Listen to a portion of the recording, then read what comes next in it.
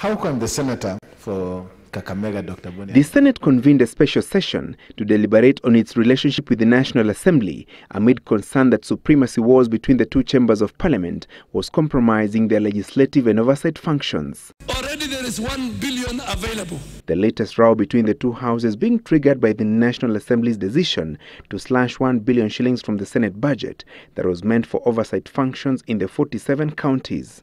We had only one goat, Mr. Speaker, allocated to us in the National Assembly.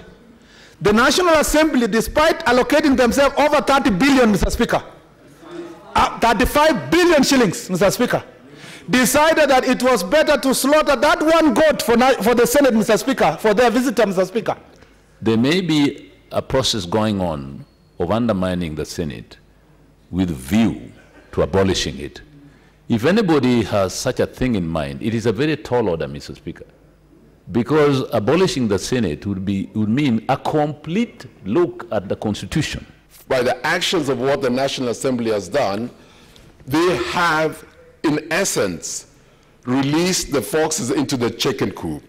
Today, we'll have nearly 300 billion shillings going out to the county with no oversight capacity or capabilities by anyone. The select committee that comprises Senator Kithure Kindiki, Moses Wetangula, James Orengo, Kipchumba Murkomen, Kiraitu Murungi, Fatuma Dulo, Amos Wako, Agnes Zani and Martha Wangari has 3 months to identify clauses in the Constitution that should be amended, even if it means subjecting them to a referendum.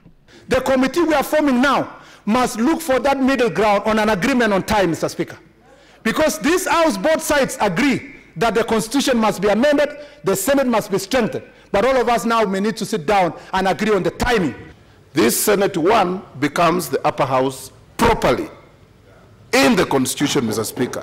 Number 2, Mr. Speaker, we should urge the country to move the vetting of appointees of the state that require parliamentary vetting to the Senate, Mr. Speaker. But the National Assembly insists it has executed its mandate within the Constitution and that denying the Senate the 1 billion shillings was well informed. I have always said that the Senate we have today is equivalent to the provincial councils of South Africa.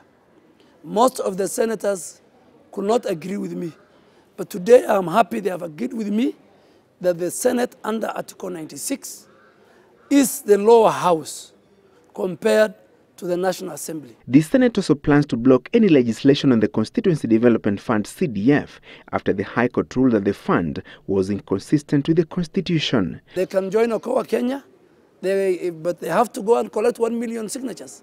I hope they will collect 1 million signatures.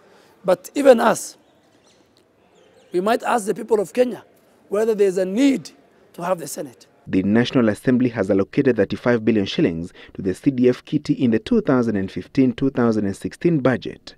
Francis Gashure, Monday Special.